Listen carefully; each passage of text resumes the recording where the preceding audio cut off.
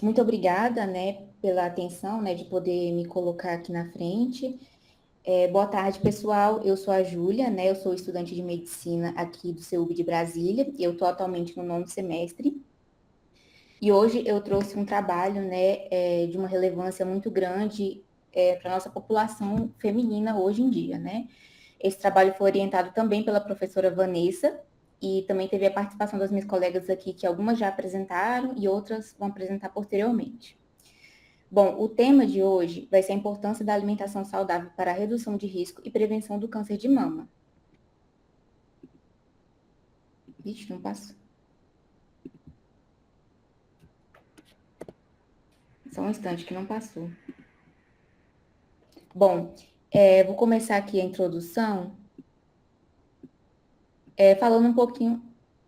Ai, tô tendo dificuldade com essa tela. Desculpa, pessoal.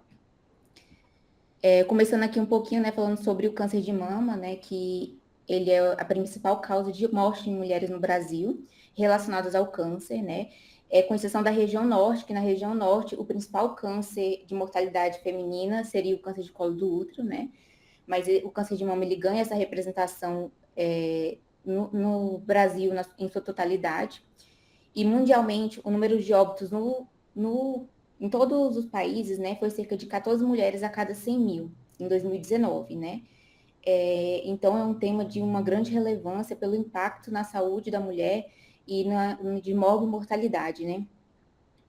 Entre os fatores atribuídos à mortalidade por câncer, a gente consegue identificar alguns fatores ambientais. Entre eles seria a dieta, né, contribuindo cerca de 35% da mortalidade atribuída ao câncer. Em alguns estudos mostram que uma dieta adequada, uma dieta funcional, ela seria capaz de prevenir cerca de 3 a 4 milhões de novos casos de câncer a cada ano. E a alimentação, além disso, né, ela atua como um fator protetor de tumores e também de suas recidivas durante a doença. Bom, os objetivos do trabalho foram identificar na literatura científica, né, as evidências sobre o papel da alimentação saudável na prevenção do surgimento e na recidiva do câncer de mama. Os métodos utilizados, né, foi um trabalho baseado em revisão literária da literatura de tipo narrativa, né, a gente pegou algumas bases de dados, como a Cielo, a Lilacs, a base de dados da enfermagem, né, a BDENF, né, e também a gente utilizou o buscador do Google Acadêmico. A gente buscou pesquisas, né, que tivessem esse impacto nos últimos 5 anos, que tivessem um texto disponível na íntegra gratuitamente e que abordassem o tema, né, que a gente estava buscando. Alguns escritores foram utilizados, como no caso da alimentação saudável, alimentos funcionais, câncer de mama, nutracêuticos, prevenção, promoção e qualidade de vida. Em geral, foram selecionados 8 artigos, né, alinhados à nossa temática e publicados tanto no idioma inglês como português. De resultados, a gente conseguiu aprimorar, né, alguns estudos, e entre eles abordava um pouco sobre alimentos funcionais e as funções do nosso organismo. Os alimentos funcionais são aqueles que têm a capacidade de modular algumas funções orgânicas no nosso corpo, atuando tanto como antioxidantes, como anticancerígenos e até mesmo como anti-inflamatórios, né? Eles também atuam na regulação hormonal e em algumas moléculas do nosso corpo. Os alimentos funcionais, eles são classificados de acordo com a fonte e com o benefício oferecido ao metabolismo do organismo, né? A fonte pode ser tanto de origem animal quanto de origem vegetal. E o benefício é relacionado ao órgão, ao sistema que ele oferece benefício, ou seja, ao sistema cardiovascular, ao sistema osteometabólico, ao sistema gastrointestinal. Bom, mas o que seriam esses alimentos funcionais, né? Esses alimentos são alimentos convencionais e naturais da nossa dieta, que a gente come todo dia. São alimentos saudáveis, alimentos que têm um alto teor nutricional, que têm micronutrientes que favorecem todo o nosso metabolismo e funções orgânicas. Bom, os alimentos, os nutracêuticos, né, eles são diferentes, porque eles são compostos bioativos que são extraídos desses alimentos convencionais, que têm um potencial preventivo e terapêutico, né? Esses compostos são como, por exemplo, os carotenoides, as isoflavonas e o selênio. que apresentam um teor protetor, tanto a nível celular como a nível molecular, contra diversos tipos de tumores, e entre eles o câncer de mama. Bom, os carotenoides, as isoflavonas, né, eles são oriundos desses alimentos naturais. Os carotenoides, principalmente, têm uma ação a nível do DNA, né, na divisão celular, com uma ação anticancerígena muito importante, tanto os precursores da vitamina A como os não precursores da vitamina A. Temos também moléculas como a isoflavonas, que são derivados da soja e também tem um potencial, assim, a nível celular, atuando no desenvolvimento celular e inibindo células cancerígenas. Teve alguns estudos também que mostrou que o consumo de ultraprocessados está ligado diretamente à mortalidade prematura por diversas causas, justamente porque os alimentos ultraprocessados, eles aumentam a carga de doenças daquele indivíduo, aumentam a inflamação, favorecendo o surgimento de múltiplas doenças, inclusive o câncer. Bom, mas qual que é a relação da alimentação com o câncer, né? O câncer, ele tem uma ligação direta com o estado nutricional, tanto antes de desenvolver a doença, como durante a doença, né? A gente consegue ver em alguns estudos que tem uma associação intensa com a desnutrição, principalmente em casos que a pessoa já tem o câncer de mama, e evolui com perda de apetite, com alguns sintomas que favorecem a desnutrição. E tem uma relação aproximada entre o surgimento do câncer, a obesidade, o estilo de vida e a nutrição. Justamente porque a obesidade e a má alimentação, né, a desnutrição, ela favorece um quadro pró-inflamatório muito intenso, que tem diversos mecanismos que ativam diversas cascatas inflamatórias e cascatas tumorais, né, favorecendo o desenvolvimento do câncer. Então, o que a gente pode resumir disso, né? Que a alimentação, ela tem um papel preventivo super importante, tanto na prevenção da doença, como no retardamento da progressão da doença e também previne a recidiva, né? Então, a gente tem que pensar a alimentação não só como um papel preventivo, né? Mas também como um tema essencial para ser abordado durante a doença e o pós também. A alimentação funcional, então, ela reduz o risco do surgimento de câncer de mama, previne recidivas e auxilia durante o tratamento da doença. Mas lembrando que para surgir o câncer, diversos fatores estão associados, né? Fatores genéticos, fatores hereditários, fatores do estilo de vida, relacionados à atividade física, alimentação, nível de estresse. Então, são diversos fatores que levam ao surgimento da doença. E a alimentação entra também nesses fatores, né? E também ajuda na prevenção. Em relação às considerações finais, né, a gente pode perceber que o câncer de mama ele pode ser reduzido e prevenido por meio de diversos hábitos, inclusive os hábitos comportamentais saudáveis, principalmente a questão da alimentação adequada.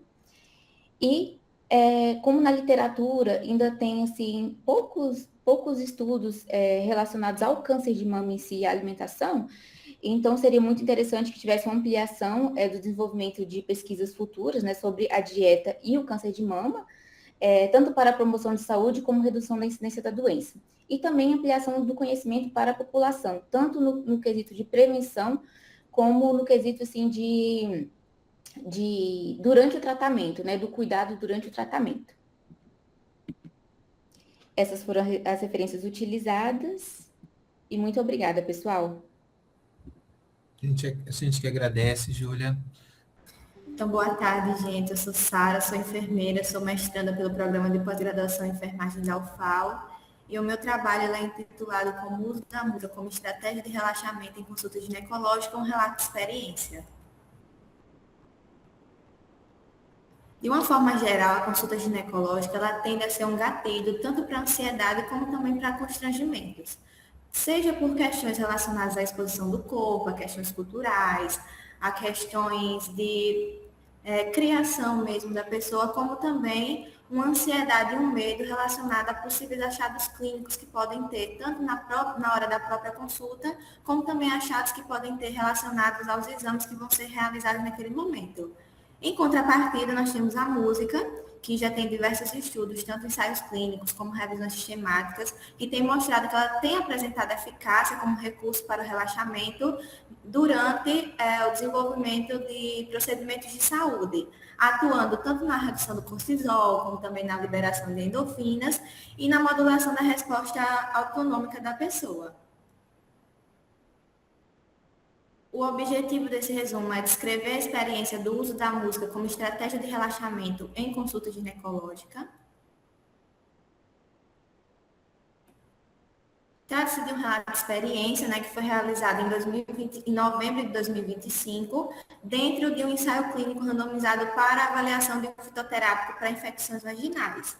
Durante a realização desse ensaio clínico, as mulheres elas passam por um acompanhamento periódico com avaliação ginecológica de enfermagem, que totalizam em uma base de 4 consultas. Dessas 4 consultas, pelo menos 3 têm avaliação especular e coleta de material biológico vaginal. Então, durante essas consultas, foi utilizada a música como estratégia complementar de humanização para promover o relaxamento dessas mulheres.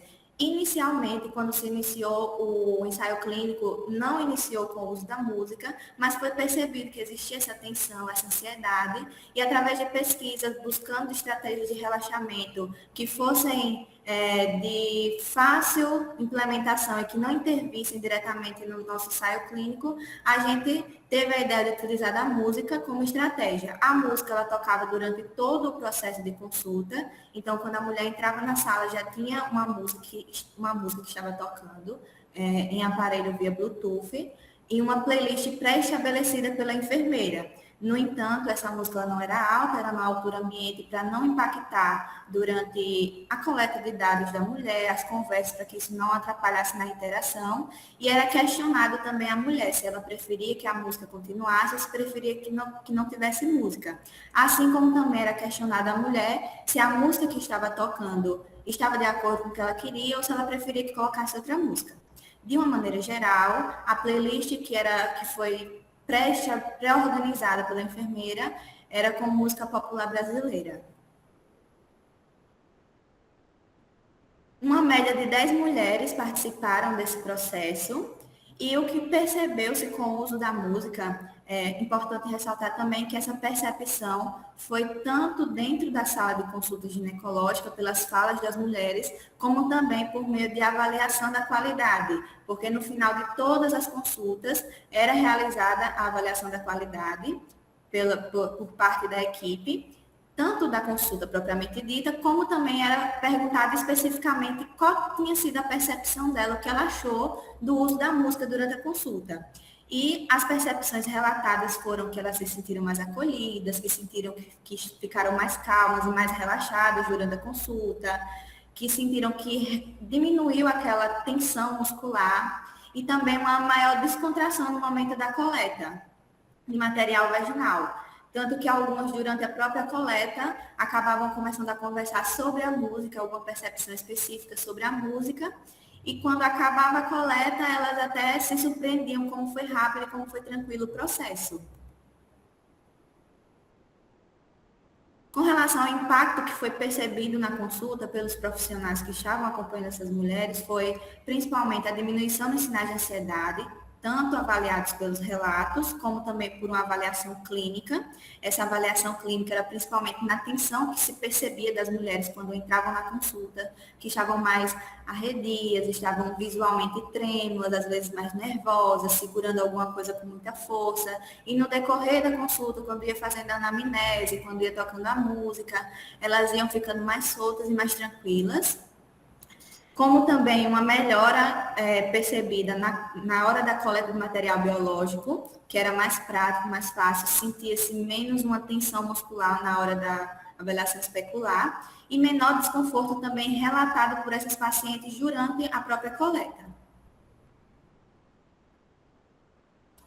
Com relação à preferência musical, como falado anteriormente, todas as mulheres elas eram questionadas, apesar de elas já entrarem na sala e ter uma música tocando, mas elas eram questionadas se queria que continuasse ou não a música. E todas elas optaram pela continuação da música e também tiveram o direito de escolher sobre o gênero musical, e todas preferiram que mantivesse o gênero que já estava tocando, que era a música popular brasileira. Inclusive, muitas elogiavam bastante as músicas, às vezes relembravam situações, e isso acaba gerando um desenvolvimento de vínculo maior durante esse processo. E, por fim, a gente concluiu, né, que a utilização da música apresentou resultados positivos para o relaxamento das mulheres submetidas a procedimentos de coleta de material biológico vaginal, sugerindo-se que é uma estratégia viável, segura e de baixo custo para a promoção de bem-estar e acolhimento durante a consulta ginecológica. Essas são as principais referências utilizadas. E aqui eu encerro a minha apresentação. Muito obrigada. Estou aqui para questionamentos também. A gente que agradece, Sara. Muito obrigado. Tá ótimo. Estamos te vendo, Daniela. Pode ficar à vontade. Obrigada. Eu vou apresentar aqui um relato de experiência, que é um espetáculo elaborado pela equipe do Departamento de Promoção da Saúde, que é ligado à Secretaria de Atenção Primária à Saúde, e nós compomos a equipe da Coordenação Geral de Condições Crônicas. Dentro dessa coordenação existe uma equipe de saúde mental, a qual eu componho, e eu e mais outras colegas desta coordenação, então, elaboramos esse espetáculo, Autocuidado, o espetáculo musical, e vou contar para vocês as nossas motivações, né? Esse espetáculo, então, é uma atividade vinculada ao nosso departamento, que busca utilizar uma linguagem artística como uma ferramenta inovadora para a promoção da saúde no contexto do trabalho, né? Como a gente viu aqui outras experiências, a gente está buscando novas linguagens para mobilizar e acessar o nosso público, né? E no nosso caso aqui do Ministério da Saúde, o nosso público são trabalhadoras e trabalhadores, inicialmente aqui do Ministério da Saúde. Então, é uma atividade bastante direcionada às pessoas que compõem aqui as equipes do Ministério da Saúde, reconhecendo a centralidade do autocuidado como uma prática estruturante da saúde do trabalhador e da trabalhadora, e uma dimensão essencial para o bem-estar físico, mental e emocional. Então, esse é o convite que a gente fez para as pessoas, foi de circulação interna, né, para que as pessoas pudessem participar da nossa peça. Por que a gente considera importante, né, trabalhar, se ocupar dessa questão da saúde mental de trabalhadoras e trabalhadores, né? A gente tem diversos normativos que passa desde a Constituição Federal, que coloca para o SUS, né, o cuidado, ações de vigilância sanitária e epidemiológica e saúde do trabalhador, e a Lei 8080 de 1990, que também inclui, né, no âmbito do escopo do SUS, as questões de saúde do trabalhador como uma questão essencial. A gente também tem como marco legal a Política Nacional de Saúde do Trabalhador e da Trabalhadora, que foi publicada em 2012 e republicada na Consolidação em 2017, que define princípios, diretrizes e estruturas do SUS, visando o desenvolvimento da atenção integral, promoção e proteção da saúde, redução de mortalidade decorrente dos processos produtivos, né? Então, para nós, essa pauta dentro do departamento do cuidado à saúde de trabalhadoras e trabalhadores, ela é muito importante, e é a partir daí que a gente começa a trazer essa iniciativa, entendendo que o local de trabalho, o ambiente de trabalho, ele é um local estratégico para intervir na promoção da saúde mental e da saúde física, né?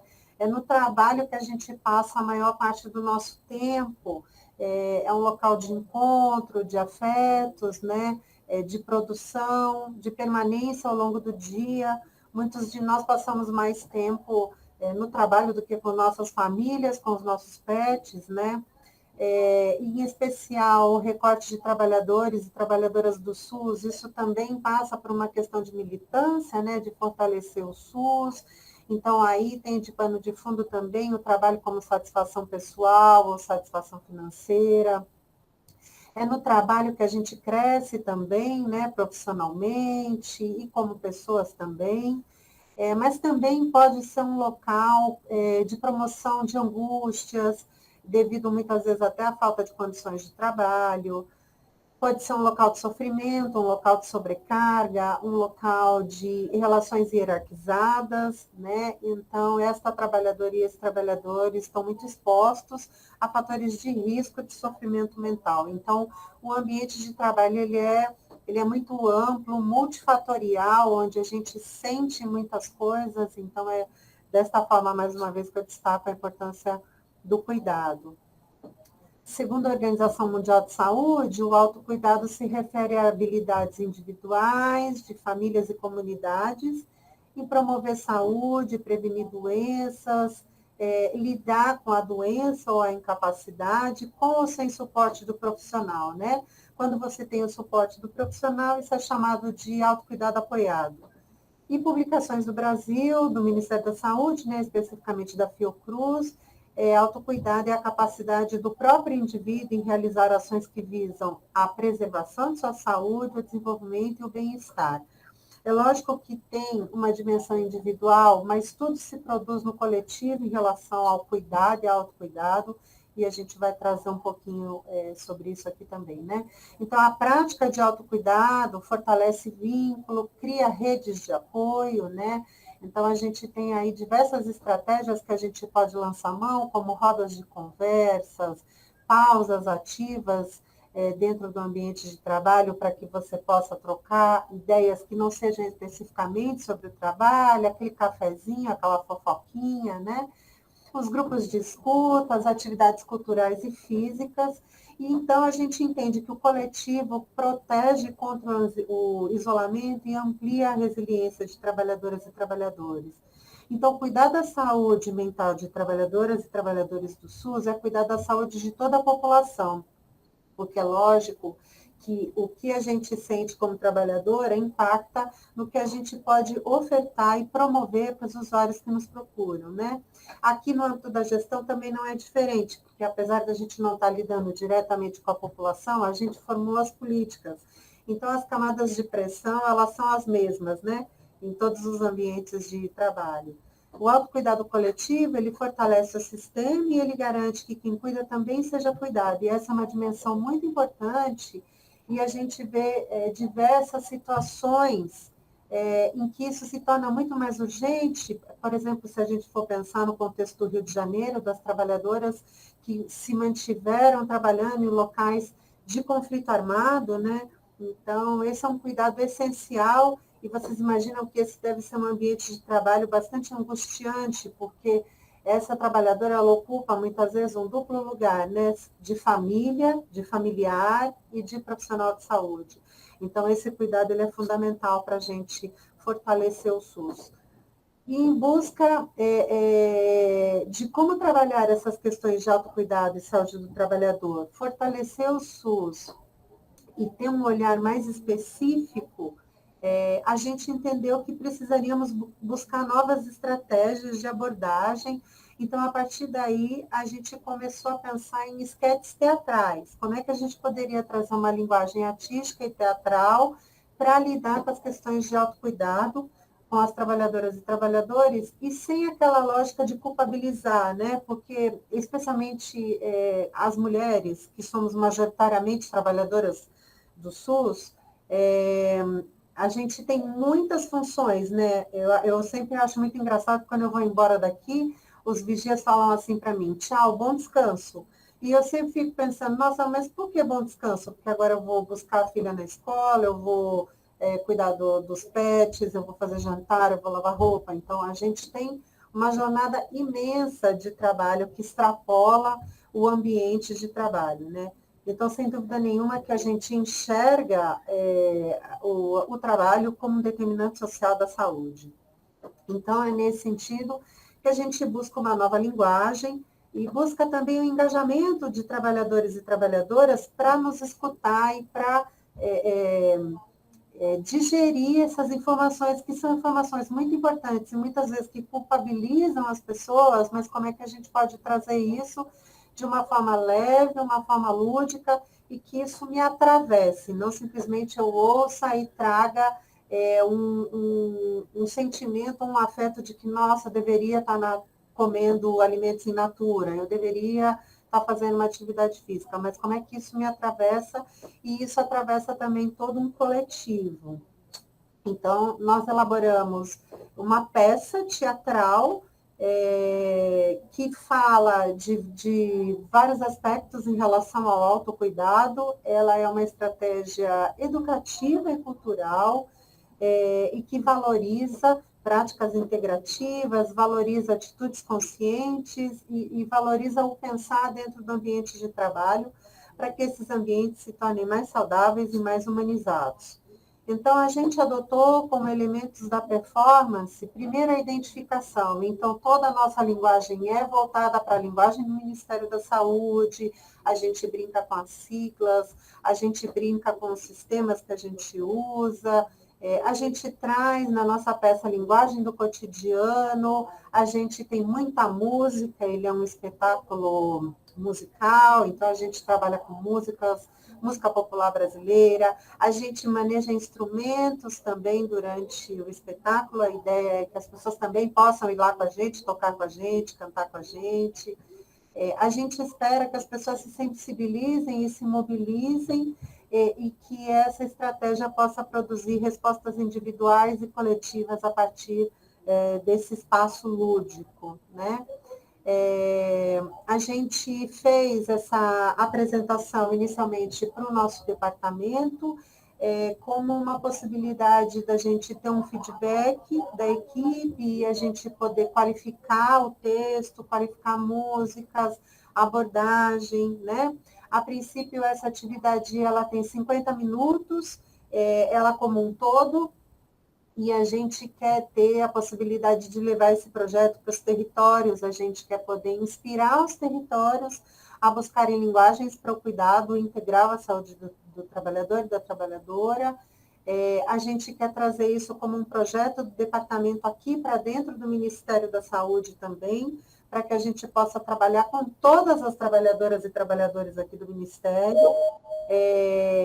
E aí, então, esse processo de discutir com o nosso departamento foi muito produtivo, a gente teve uma boa adesão na participação e nas considerações nos retornos que nos foram dados, né? Então, a gente está agora no momento de ajustes, de acolher o que recebemos de sugestões, e a nossa ideia é apresentar essa peça agora numa atividade de toda a Secretaria de Atenção Primária à Saúde, que acontece no início de 2026, então a nossa ideia é fazer essa apresentação para todo mundo e ir discutindo isso como um projeto itinerante que a gente possa ir levando para vários espaços, né? Então, para nós, como considerações finais, o cuidado em saúde mental de trabalhadoras e trabalhadores é um pilar essencial para a promoção da saúde e a prevenção dos adoecimentos. E o SUS tem que colocar essas pessoas que militam e que trabalham como o centro, né, de todas as suas ações, entendendo essas pessoas como sujeitos ativos e capazes de cuidar de si e do coletivo. Estratégias de autocuidado bem estruturadas e consolidadas fortalecem segurança, bem-estar, qualidade de vida no ambiente laboral, e também investir na sustentabilidade, na produtividade e na dignidade humana. Então, a gente também está entendendo que novas linguagens promovem também novas respostas. Então, a partir de uma abordagem diferenciada, a gente pode ter um outro olhar e um outro comportamento e um outro comprometimento das pessoas para o autocuidado e a promoção da saúde mental para si e para os usuários. Parabéns, Daniela e equipe do Ministério. É importante a gente ter essas ações de amenização do estresse, né, de ouvir as pessoas. Muito boa iniciativa. Boa tarde a todos. Meu nome é Maria Luísa. Eu sou graduanda do 7º período de enfermagem e hoje eu vim compartilhar com vocês um relato de experiência sobre a implementação de educação em saúde, voltada para a promoção da saúde do idoso em uma ESF no município de Rio das Ostras, no interior do Rio de Janeiro. A gente sabe que a construção de atividades educativas é uma ferramenta essencial para fortalecer o conhecimento, o vínculo e o diálogo entre os profissionais de saúde e a comunidade. O enfermeiro ele tem um papel central nesse processo, especialmente na estratégia de saúde da família, na ESF.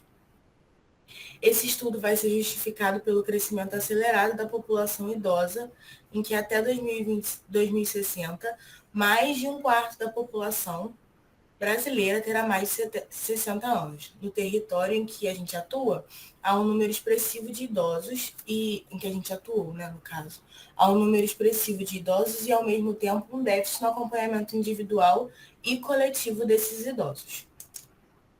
O nosso objetivo nessa intervenção foi relatar a experiência de construção de um projeto de educação em saúde para a promoção da saúde do idoso. Foi realizado na ESF do Cláudio Ribeiro, que é um bairro em Rio das Ostras. Vai se tratar de um relato de experiência e um projeto de intervenção teórico-prático realizado em 2024 pelos graduandos que antes cursavam o 6º período na atenção primária. A gente utilizou como base a metodologia do planejamento estratégico situacional de Carlos Matos e foi seguindo as etapas explicativas, normativa, estratégica, tática operacional, e a gente identificou a necessidade de ação voltada para os idosos na demanda espontânea, principalmente relacionados à hipertensão, diabetes e algumas outras doenças crônicas não transmissíveis. Nós incluímos todos os idosos com 60 anos ou mais que aceitaram participar, compondo uma amostra por conveniência. As atividades envolveram a avaliação clínica, a aferição de sinais vitais e orientações individuais e também coletivas. A intervenção foi realizada no território da unidade mesmo, com a participação de 27 idosos. Desses 27, 20% receberam atendimento domiciliar por serem acamados ou restritos ao lar. A comorbidade mais frequente foi hipertensão arterial sistêmica. E aí a gente organizou uma manhã educativa de 2 horas, comunicada previamente, o que possibilitou a maior adesão. A gente utilizou instrumentos de avaliação, realizamos aferição de sinais vitais e distribuímos folders educativos fornecidos também pela prefeitura. Um resultado muito positivo foi o aumento da adesão desse grupo de reabilitação e atividade física na unidade. E aí o número de participantes assíduos passou de 10 para 30, já que lá na unidade já tinha atividade física, e reabilitação para esse grupo de idosos durante a manhã. Com isso, nós concluímos que a intervenção contribuiu para ampliar o conhecimento dos idosos sobre as doenças crônicas, especialmente a hipertensão arterial, que foi a maior parte da doença crônica vista, e sobre as formas de melhorar a qualidade de vida por meio da alimentação saudável e da prática regular de atividade física. Além disso, a ação fortaleceu o vínculo entre a equipe de saúde da unidade, a comunidade e os idosos, o que favoreceu a adesão às atividades na unidade e promoveu a maior interação social. Aqui estão nossas referências. E é isso. Muito bom, Maria Luísa. Parabéns pela atividade de vocês.